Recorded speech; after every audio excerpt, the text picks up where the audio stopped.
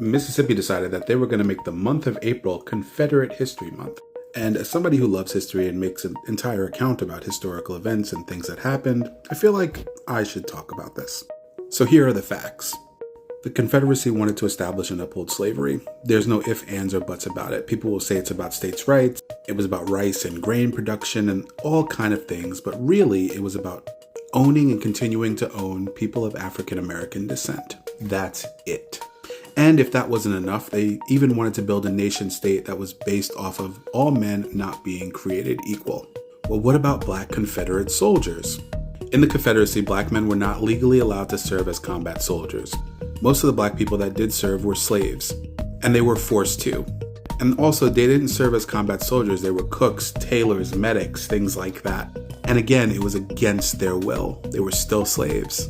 And most of the images you see, even today, are of Union soldiers, but the images have been altered to make them look like Confederate soldiers. For example, this is one of those images. They cut out part of it to make it seem like these men were Confederate soldiers, but in all actuality, they were Union soldiers.